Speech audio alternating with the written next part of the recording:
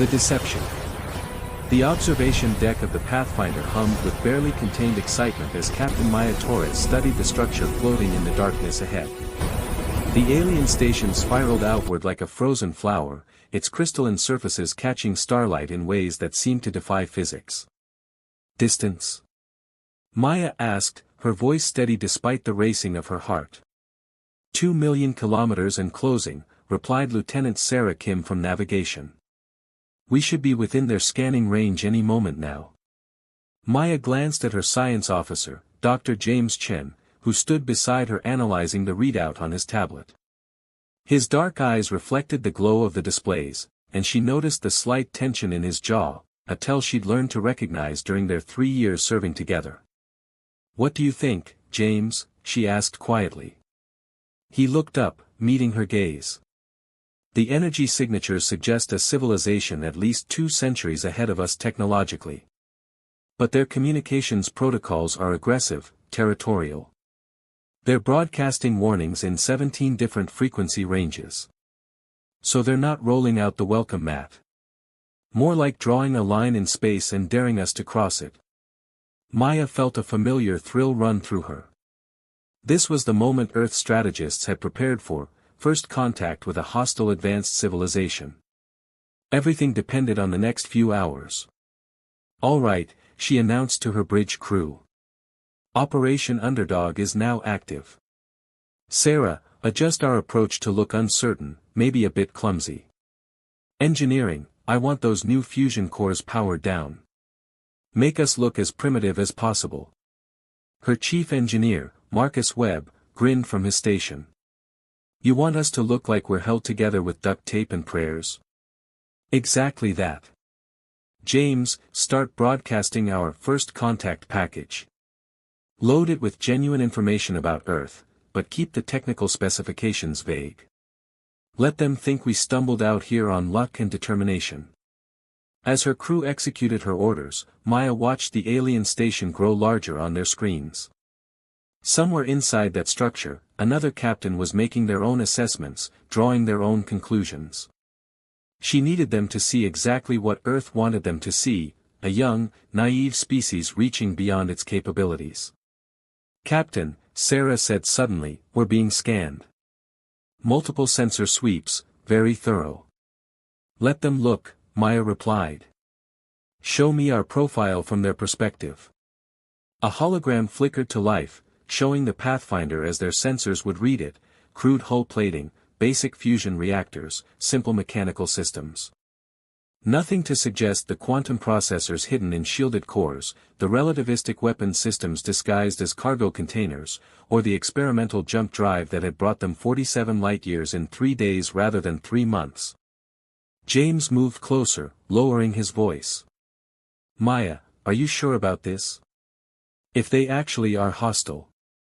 She met his eyes, seeing the concern there, and something deeper, something that had been growing between them over the long months of their journey. That's exactly why we're doing this, James. If they're the type to prey on species they think are weak, better we find out now.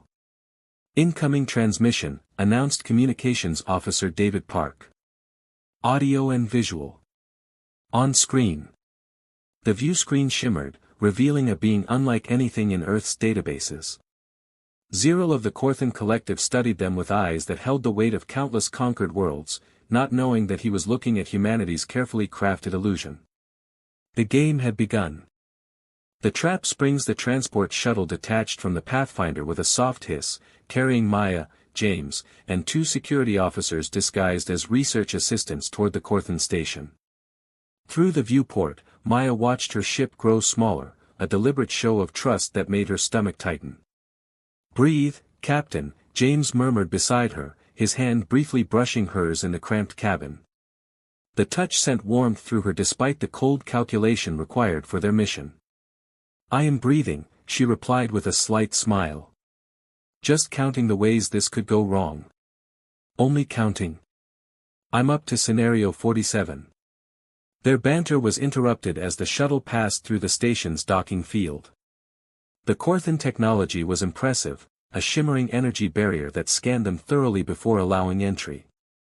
Maya felt the prickle of sensors across her skin and hoped the biometric dampeners she'd ingested would mask her elevated heart rate. Commander Zero waited in the docking bay, his elongated form radiating authority. Behind him stood a delegation of Corthan officials, but Maya's attention was caught by the figure to his left, a younger Corthan with softer features and eyes that held something different from the commander's calculating coldness. Captain Torres, Zero's voice carried an undertone of amusement. Welcome aboard Station Verith. I am honored to receive Earth's first interstellar explorers.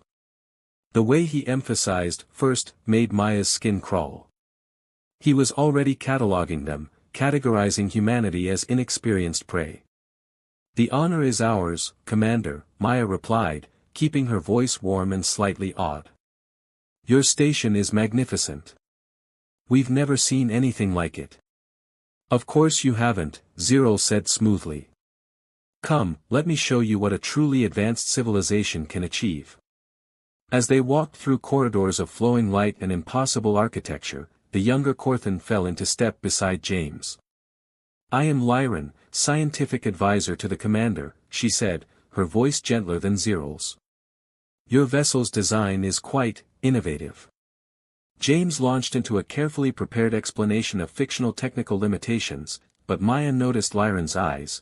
They held skepticism, intelligence, and perhaps sympathy. The tour led them through research laboratories where Maya recognized technology that Earth had already surpassed, though she made appropriate sounds of amazement. But in one lab, she froze. Behind a containment field stood beings from 3 different species, their eyes hollow with despair. Specimens from lesser civilizations, Zero explained casually. They proved unsuitable for integration into the collective. Now they serve science. Maya felt James tense beside her. This was what Earth's intelligence had suspected. The Corthan were slavers, collectors of species they deemed inferior. Fascinating, Maya managed, her acting skills stretched to their limit. And how does one integrate into the collective? Zero's smile widened. A species must prove its worth. Those who cannot are repurposed. They entered a grand conference chamber, and Maya realized they'd reached the center of the trap. Exits sealed behind them with barely audible clicks. Around the room's perimeter, Corthan guards materialized from what she'd thought were decorative panels. I apologize for the deception, Captain Torres, Zero said, his pretense of friendliness evaporating. But your species has ventured into a dangerous galaxy unprepared. The Corthan Collective will take custody of your vessel and crew. You will be studied, evaluated, and if fortunate, given purpose within our empire. Maya let fear flicker across her face, not entirely false, but carefully measured. Commander, please. We came in peace. We have nothing of value to you. On the contrary, Zero moved closer. A species naive enough to approach an unknown station with a single ship has already demonstrated its value, as a cautionary tale for others. Lyran spoke suddenly, her voice strained. Commander, perhaps, silence, Lyran. Your persistent sentimentality is noted. Maya caught Lyran's eyes and saw conflict there, a crack in the Corthan unity. She filed that information away as Zero activated a communication device. Attention Pathfinder, he broadcast. Your captain and crew are now prisoners of the Corthan Collective. Power down your systems and prepare for boarding, or they will be executed. Through the chamber's viewports, Maya saw Corthan warships decloaking around her vessel, weapons charging. The moment of truth had arrived. She touched the small device hidden in her collar. Commander Zero, she said quietly, her voice losing its uncertain edge, I'm afraid there's been a misunderstanding. You should probably take that call. On cue, her ship's response came through, and it wasn't a surrender. Turning the tables, the Pathfinder transformed before Zero's eyes. Hull plates that had appeared primitive retracted, revealing weapons arrays that made his blood chill. Energy signatures that shouldn't exist blazed to life across his sensors. What is this? Zero demanded, but Maya heard the first note of uncertainty in his voice. This, Maya said, straightening to her full height, is what happens when you underestimate humanity. Lieutenant Webb, status report. Marcus Webb's voice crackled through the calm with barely suppressed satisfaction. All systems operational, Captain. Defensive shields at full strength. Our new friends' weapons can't penetrate our graviton barriers. Should I show them the relativistic cannons? Not yet, Marcus. Let's keep some surprises in reserve. Zero's guards raised their weapons, but Maya remained calm. I wouldn't. The personal shield generators we're wearing are quite effective. Your weapons will do nothing but make us reconsider our diplomatic intentions. James stepped forward, his tablet now displaying technical readouts that made the Corthan scientists in the room gasp. Commander, Earth has been monitoring this region of space for 30 years. We knew about the Corthan Collective before we left our solar system. We came here specifically to evaluate whether you were a threat. Impossible, Zero hissed. Your technology was a facade, Maya interrupted. A test. We needed to see how you treat a species you perceived as weak. You failed spectacularly. Through the viewports, the Corthan warships were discovering that their prey had teeth.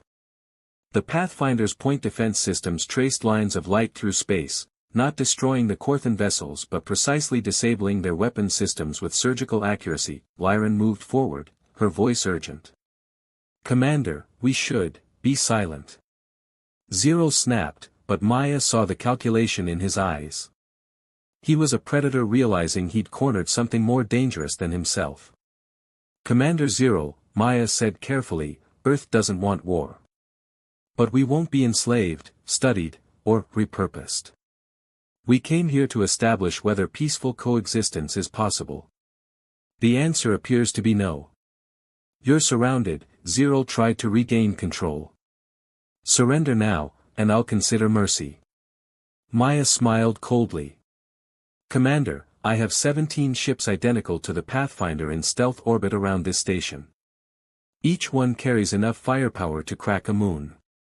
We also have your complete communication network mapped. Every Corthan colony, every military installation, every jump route. If anything happens to us, Earth's fleet will visit each one. The room fell silent except for the hum of equipment.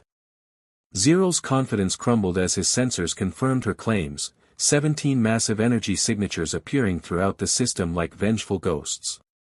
However, Maya continued, her voice softening slightly, we're not here for conquest. We're here to establish boundaries. The Corthan Collective will cease all expansion in this sector. You will release the species you've enslaved. And you will never again approach Earth's sphere of influence. This is outrageous, Zero's voice shook with rage. The Collective will not, the Collective will do exactly as Captain Torres suggests, Lyran interrupted, stepping between them. Commander, I've been analyzing their technology. We cannot win this confrontation. They've surpassed us in every measurable category. Zero turned on her furiously. You dare undermine my authority? I dare save our people from annihilation, Lyran replied, her voice steady. Commander, your pride will destroy us. The humans have shown restraint. They disabled our weapons rather than destroying our ships. They've offered terms rather than devastation. Maya watched the dynamic shift, seeing in Lyran something she hadn't expected, an ally, perhaps even a kindred spirit. Their eyes met across the room, and Maya felt an unexpected connection, recognition of shared burdens of leadership. Stand down, Commander, Lyran said quietly. Please. The moment stretched like a breaking point in reality. Finally, Zero's shoulders slumped. The Collective agrees to negotiations. Good, Maya replied. Let's talk about the future. Unexpected connections. The conference room had transformed from a prison to a negotiation chamber. Zero sat in stony silence while Lyran led the Corthan delegation through the preliminary terms. Maya found herself increasingly impressed by the younger Corthan's diplomatic skill and, if she was honest, by something more. Earth proposes a buffer zone of 20 light-years around our territory, James explained, displaying a holographic star map. Any Corthan vessels entering this zone must announce themselves and their intentions. Acceptable, Lyran replied, her eyes meeting Maya's with an intensity that made the captain's pulse quicken. In exchange, the Corthan Collective requests access to Earth's graviton shield technology. Not for weapons, but for civilian protection. That's a significant ask, Maya said carefully. We'd need guarantees. I will personally oversee the technology transfer, Lyran offered. And I volunteer to serve as the Collective's first ambassador to Earth. The suggestion hung in the air. Zero's head snapped up, his eyes narrowing, but he said nothing. Maya understood the calculation. Lyran was offering herself as both envoy and hostage, a guarantee of Corthan good faith. We'll need to discuss this privately, Maya said. The negotiations recessed, and Maya found herself walking the station's observation deck alone, or so she thought. Lyran appeared from a side corridor, her movements graceful and deliberate. Captain Torres, Lyran said softly. I hoped I might find you here. Lyran, Maya replied, feeling suddenly awkward. You didn't have to volunteer as ambassador. That's a tremendous sacrifice. Is it? Lyran moved closer, standing beside Maya at the transparent barrier overlooking the stars. Perhaps it's an opportunity. The Corthan have become stagnant, cruel. We've forgotten that strength can coexist with compassion. Your people remember.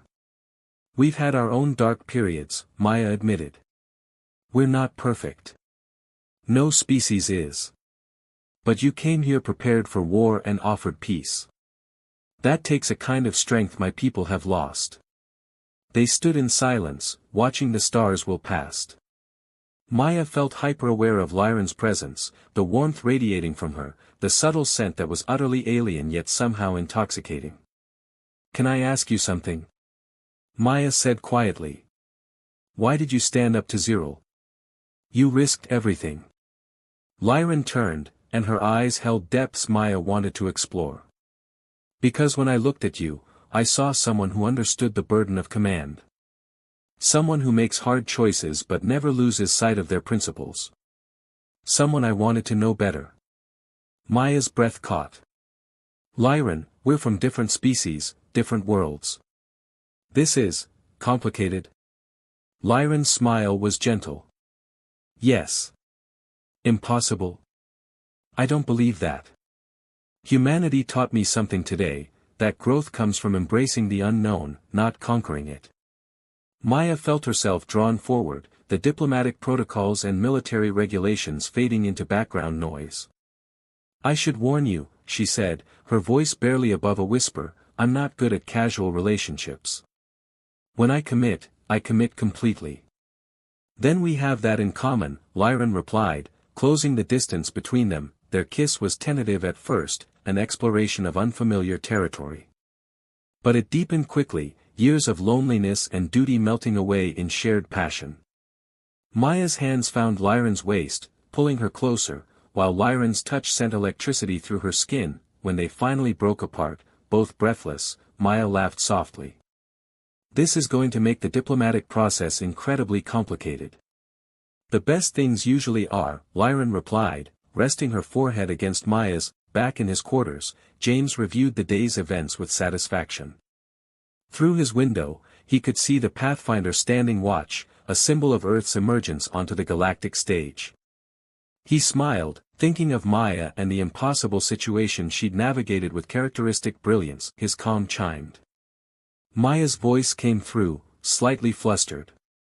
James, I need to brief you on a development in the negotiations. I'm all ears, Captain. It's about Ambassador Lyran. There may be some personal complications that could affect the diplomatic process. James grinned, hearing the uncertainty in his commanding officer's voice. Maya, are you actually nervous about something? Shut up, James. For what it's worth, I think she's good for you. A pause. That obvious? Only to someone who knows you. Congratulations, Captain. You earned something more than a military victory today. As Maya signed off, James looked back at the stars, thinking about the future. Humanity had announced itself to the galaxy, and Maya had found something unexpected, a chance at happiness amid the vast darkness of space. New horizons. 3 months after first contact, Earth's diplomatic corps had established formal relations with the Corthan Collective. The buffer zone was respected, and slowly, cautiously, two civilizations were learning to coexist. Maya stood in her new office aboard Diplomatic Station Unity, humanity's first permanent installation in neutral space. Through the panoramic windows, she watched ships from a dozen species navigate the busy trade routes. Earth had claimed its place in galactic civilization, not through conquest but through demonstrated strength tempered with restraint. "You're brooding again," Lyran's voice came from the doorway. Maya turned, her heart lifting as it always did when she saw her partner. Lyran wore a blend of Corthan and human fashion, symbolic of the bridge they were building between their peoples. "Just thinking about how much has changed," Maya replied as Lyran crossed the room and slipped into her arms. 3 months ago, you were the enemy. Now you're the love of your life," Lyran suggested with a teasing smile. "I was going to say, the person who steals my coffee, but that works too." They kissed, comfortable now with each other's touch, having spent countless hours learning the intricacies of cross-species intimacy. It had required creativity, patience, and a lot of laughter, but the connection between them had only grown stronger. "I have news," Lyran said, pulling back slightly. "The Corthan Council has voted to begin releasing the enslaved species. It's a slow process, but it's happening. Your influence, Maya. Our influence. That's incredible," Maya breathed. "Lyran, that's thousands of lives. Millions, eventually. And it's not just about freeing them. We're offering reparations, aid in establishing their own territories. The collective is changing, Maya. Because you showed us that change was possible." A chime announced visitors. James entered first, followed by Marcus and Sarah. Behind them came Zero, looking older but somehow more at peace. "Commander," Maya greeted him, still maintaining professional distance despite his evolution. "Captain Torres," Zero replied. "I came to deliver the formal apology from the Corthan High Council. Our treatment of your delegation was unforgivable. We mistook restraint for weakness, compassion for naivety. And now?" Maya asked. "Now we understand that true strength lies in choosing peace when war is possible." Zero glanced at Lyran, something like paternal pride in his eyes. "My successor has taught me that. She'll make a far better leader than I ever was." Maya blinked in surprise. "Lyran? You're returning to the collective?" Lyran squeezed her hand. "Only temporarily, and only to oversee the transition. The council wants new leadership, someone who represents our future rather than our past. I'll be back, Maya. This is my home now. You're my home." The statement, delivered in front of witnesses both human and Corthan, carried the weight of a vow. "Before I return to Corthan space," Zero continued, "I wanted to apologize personally, not just as a commander but as an individual who nearly caused catastrophic loss. You showed me that the galaxy need not be defined by dominance and submission. For that, I am grateful." Maya accepted his apology with grace, recognizing the courage it required for a being like Zero to admit fault. After the formal ceremony, the group gathered in the station's observation lounge. James raised his glass. "To Captain Torres, who turned first contact into lasting peace." "To all of us," Maya corrected. "To taking risks, building bridges, and believing in better futures." As they drank, Sarah leaned toward Marcus. "Think there'll be more of these mixed-species relationships? I mean, if the captain and the ambassador can make it work." Marcus grinned. "I give it 5 years before half the diplomatic corps is in cross-species marriages. Humanity's going to shake up this galaxy in ways nobody expected." Later, As artificial night fell across the station, Maya and Lyran stood together on their private balcony, watching ships jump to faster than light, streaks of light against the darkness. "Do you ever regret it?" Maya asked quietly. "Giving up your life in the collective for this? For us?" Lyran turned, cupping Maya's face gently. "I gave up a life of certainty and stagnation. In return, I found purpose, growth, and love beyond anything I imagined possible. How could I regret that? When you put it that way. Besides," Lyran smiled mischievously, "someone has to keep you from starting wars with every species you meet. It's exhausting work." Maya laughed, pulling her close. "We only started one war, and we didn't even finish it." Details. They kissed as stars wheeled overhead, two beings from different worlds who had found common ground in the vast emptiness of space. Around them, the station thrummed with life, humans, Korthan, and a growing number of other species learning to coexist. Earth had announced itself to the galaxy not with weapons alone but with the audacity to show both Fong and mercy, to demonstrate that humanity could be fierce protectors and compassionate partners. The Korthan had learned that true advancement wasn't measured in conquered territories but in the courage to evolve beyond outdated doctrines. And in the center of this transformation, two leaders had found something neither expected, a love that transcended biology, culture, and the cold mathematics of interstellar politics. "Ready to change the galaxy?" Maya whispered. "With you?" Lyran replied. "Always." In the darkness between stars, humanity's ships kept watch, guardians of a new era. And aboard Station Unity, two hearts beat in synchrony, a human and a Korthan, proving that the greatest discoveries weren't found in distant stars but in the unexpected connections that made the universe feel a little less empty. The future stretched before them, uncertain and full of challenges. But together, they would face it, building bridges one connection at a time, showing the galaxy that strength and compassion need not be enemies. Humanity had arrived among the stars, and the galaxy would never be the same. The end.